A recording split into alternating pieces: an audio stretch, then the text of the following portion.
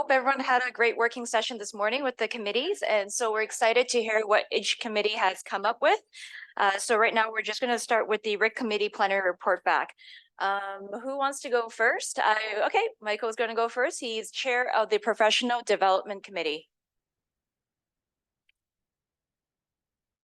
Michael, you have 10 minutes. Thank you very much.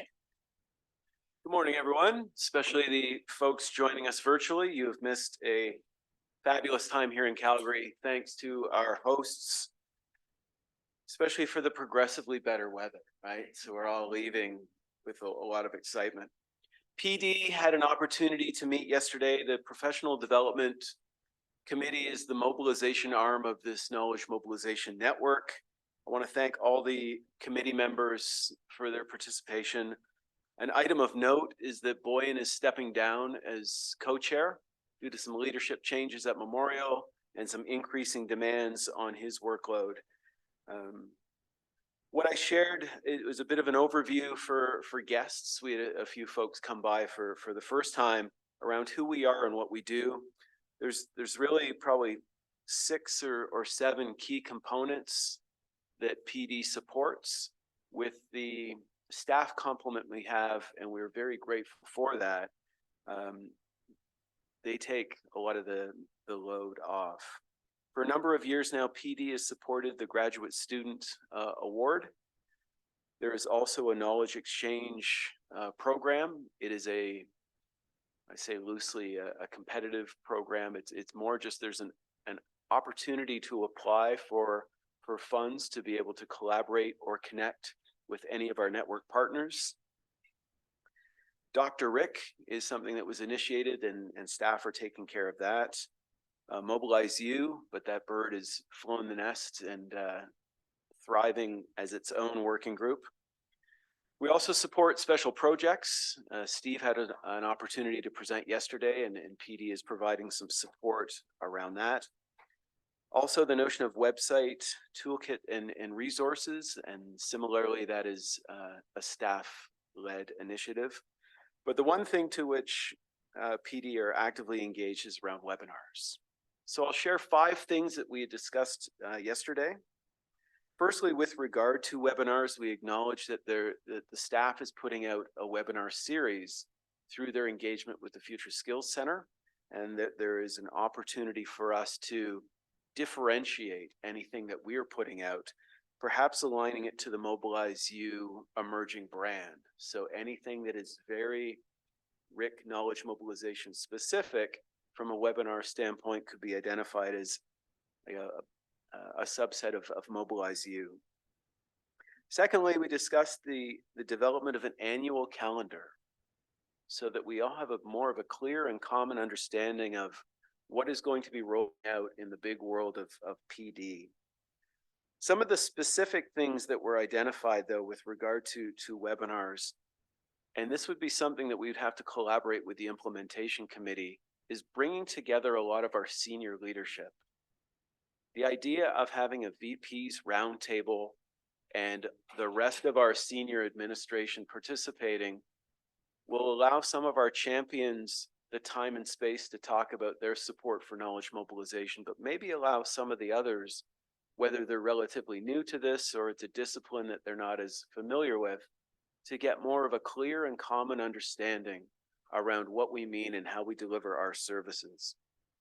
There's also been some chat over the last few days around creating a mechanism or mechanisms to provide knowledge mobilization 101, or really introductory support for relatively new brokers or folks within our institutions who are entering into these roles and simply don't know what they don't know. Thirdly, the idea of a networking event, the chance for us to come together regularly and have opportunities to connect with each other around the work we're doing.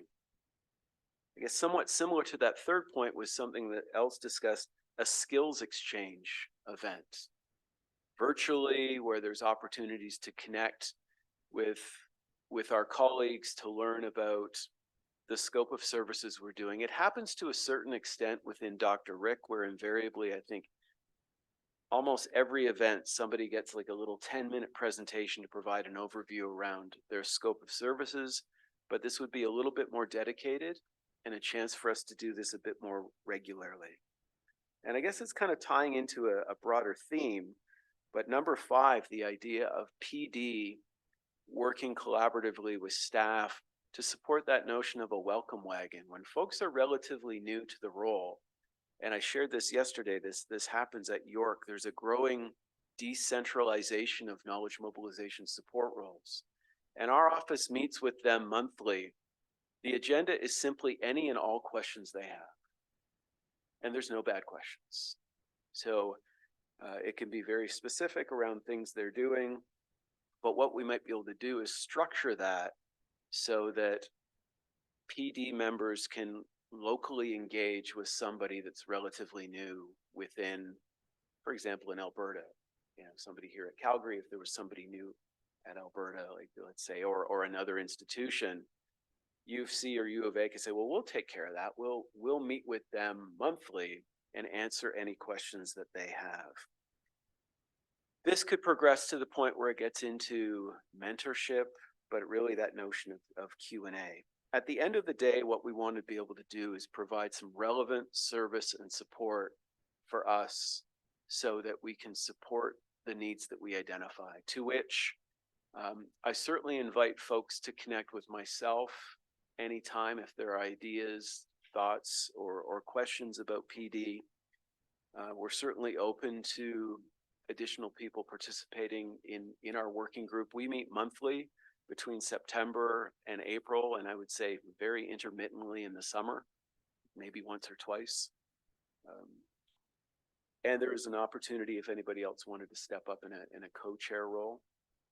I'd be happy. Like I see the magic that's happening within Mobilize You. You guys are doing a fabulous job. Having somebody else in a co-leadership role would be certainly welcome. I don't know, Sandy, if you wanted to wait till the end for questions. Okay. Sure. All right, no problem. So if anybody has any questions or comments. Sylvia. So what kind of supports are you hoping from the RIC staff on some of these initiatives? I'll probably have to, so in the past year or two, you've served in a liaison capacity for PD. If that's something that could continue, then I think it allows for a more clear point of engagement to be able to ask some of the kind of the granular operational questions that arise. I think with regard to the webinars and some of the ongoing network engagement, it could be in terms of just simply scheduling and promotion, if that's possible. But I also think that having network staff involved in our meetings would allow us to learn about some of the parallel lines of thought that you guys are doing specific to RIC, or if it dovetails nicely with something through Future Skills where there's an opportunity to collaborate. So that's the preliminary thinking right now. Thanks.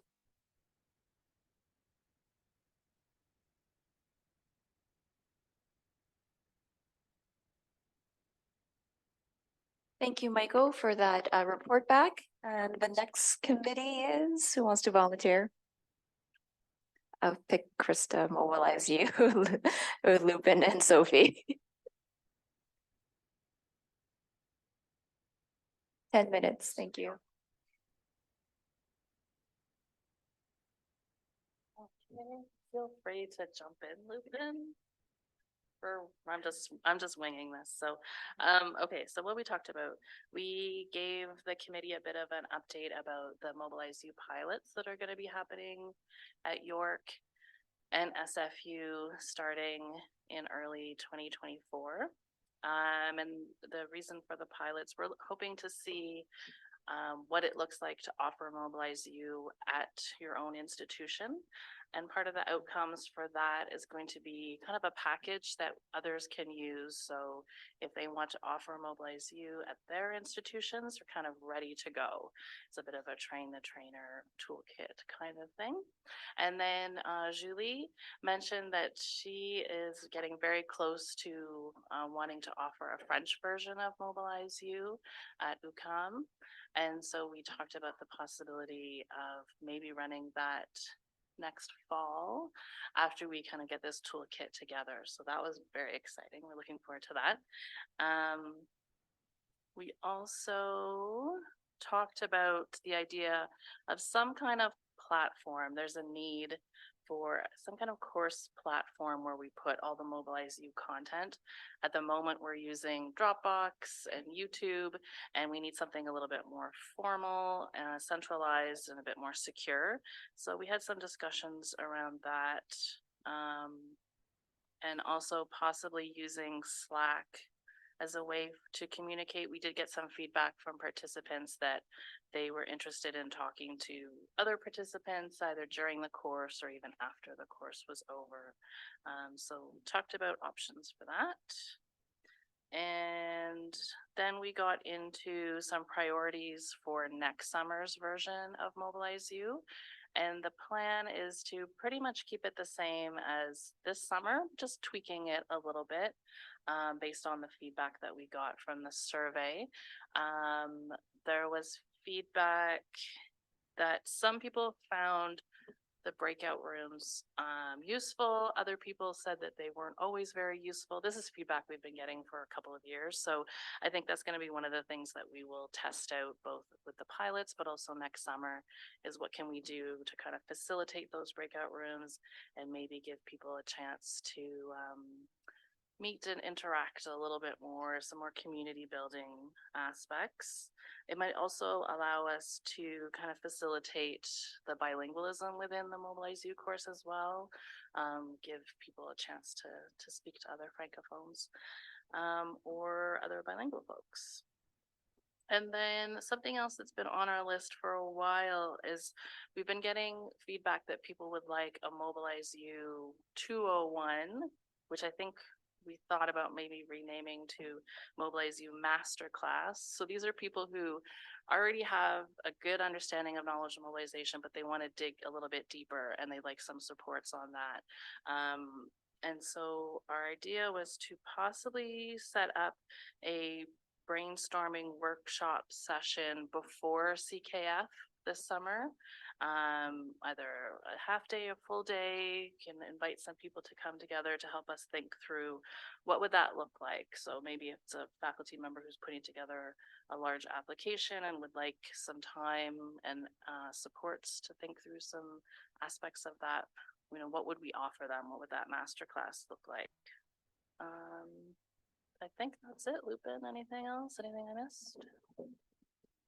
No, but you totally didn't. But I just came up with some new ideas while I was sitting here because Sylvia's question to Michael, I didn't know that RIC members went to implementation or RIC staff went to committee meetings. So you're maybe weren't going to ask how RIC could support the Mobilize You committee, but just in case you didn't ask that, I think it'd be cool if you came to a meeting once in a while, like.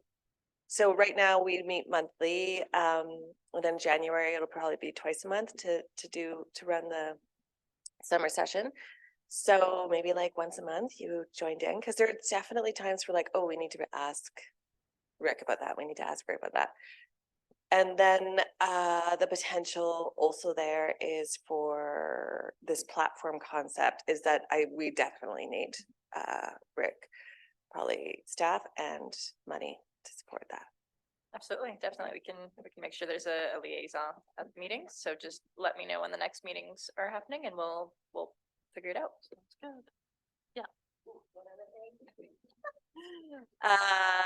If anybody wants to join us, you are welcome to join us. So I don't know if we put that out there, but anyway, so. I think what we'll do is after this meeting, we'll connect with all of the committee chairs and ask when the date of your next meeting is. And then anyone who is looking for new members, we can send that out in the internal newsletter. And let them know that what the committees are working on, when the next meeting is, and give them the opportunity to join.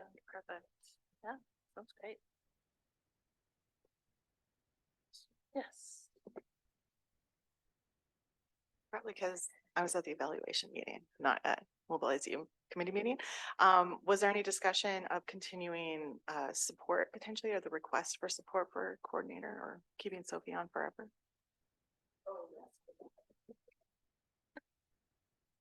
Oh, sorry, I forgot the most exciting, important news of all, yes. So we were able to keep Sophie on. She's just started a 1-year contract starting in September. And she is going to be supporting the pilots at SFU and at York and next summer, and doing a little bit of support for CKF as well. So she's going to be very busy. Yeah, so we're super excited about keeping her on. And then David let me know some good news this morning that someone from the University of Saskatchewan wants to nominate Mobilize You for, I believe it was an interinstitutional award through CARA. So that's just fresh off the press. I don't have too many details, but that was very exciting as well. So that's, thank you.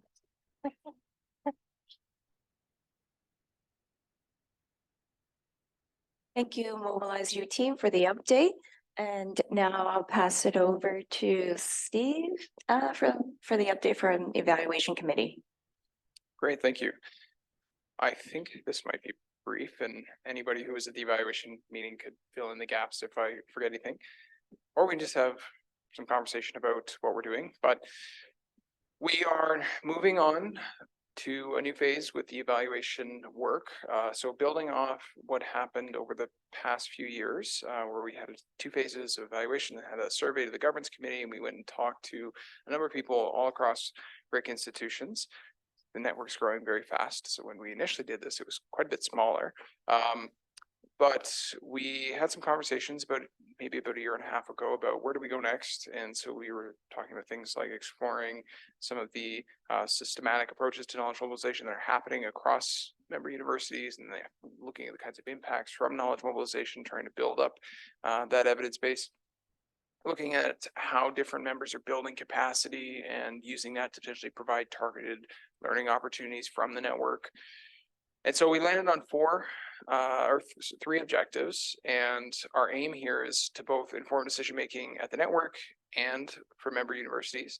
And so at our meeting, I talked about the 3 objectives that we're working with right now, which are to analyze cases of systematic approaches to knowledge mobilization and how those have created value within the partner institutions as well as the network as a whole.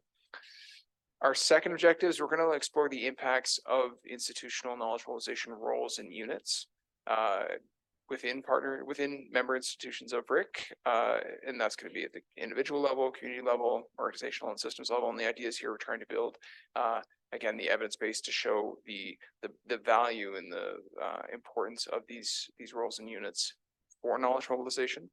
And we'll also be developing is maybe overstated, but testing a suite of indicators for RIC member institutions in terms of how they're building knowledge mobilization capacity. So we're going to be adapting the institutional health check workbook that was developed by Julie Bailey and David, and using it to explore. So how are different member universities building their knowledge mobilization capacity, and what does that tell us about potentially the way they engage with their local context, or the ways that the network can provide differential support.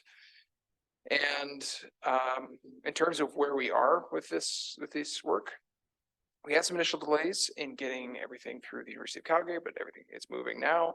A research team formed. I think probably at some point various people in here have talked with some of the team. So I have 3 students. I have Christy Marie, Emily, and Aloysius, different points over the last few days they've been in. And we have some additional funding through the University of Calgary to support this work. We have data collection instruments created and under review with ethics.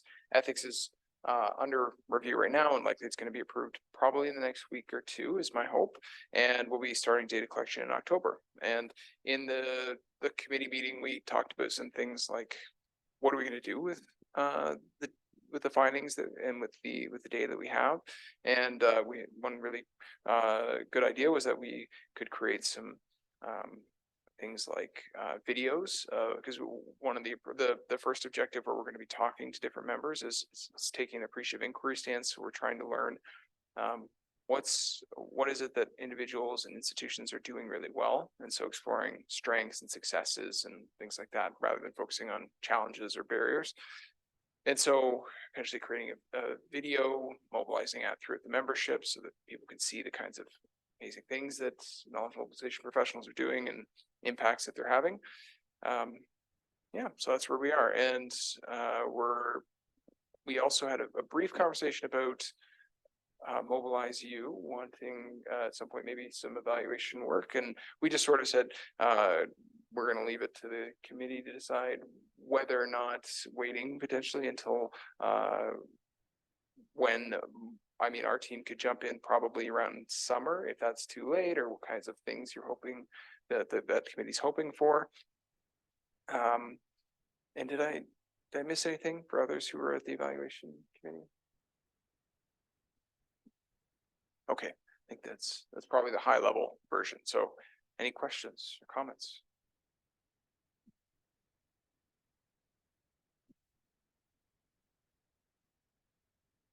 Okay, well, I'm always happy to have individual conversations about this sort of stuff. So if anybody just wants to chat or learn more about the evaluation work in the past or going forward, please don't hesitate to email me. Thank you, Steve, for the update. And now, last but not least, I'll pass it over to Liz online to provide an update on the bilingualism committee. Thanks, Sandy.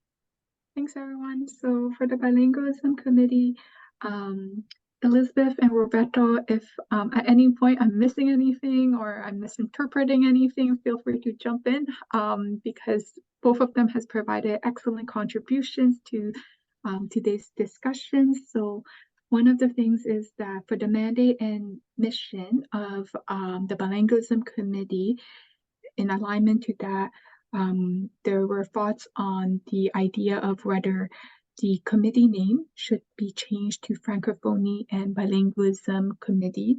The reason for this is that it allows us to engage meaningfully with Francophone institutions as well as connect with Francophone institutions not only within Canada but also outside of Canada and even outside of the province of Quebec. Given that RIC is not only engaging members in Canada, but also in the UK and Australia, the change in name will help further engage and connect with Francophone institutions meaningfully. In addition to that, there was the discussion of there is a lot of great resources for Mobilize You, especially in English. We would love to be able to support in terms of having resources in French for Mobilize You. So Krista, Michael, would love to work with you if like this is of interest as well. So the sources of the resources are not only just, they're actually French resources. They're not only just like translated from English to French. Another idea that was discussed as an objective to achieve in the future is that to perhaps have a Dr. RIC each year that's dedicated to Francophone members of Dr. RIC or bilingual members of Dr. RIC, where the presentations will be done in French. Another way to promote bilingualism within the network is that there was an email that went out on an event that was delivered by a Francophone institution in Quebec. Although the presentation was done and delivered in English, it would have been nice to have the email invitation in both language. So for any Francophone and bilingualism institutions in which the event is shared, regardless of if it was the event is only in English or only, it would be nice to have it in both language, the invitation. And so that is something that we would like to emphasize in our guidelines. But one of the issues that we would like to discuss is the idea of whether that is also applicable to Anglophone institution in Anglophone regions, if the events should be in English and French in the email invitations. And that is the summary of our discussions. Roberto, Elizabeth, feel free to jump in. And yeah, as well. Thank you.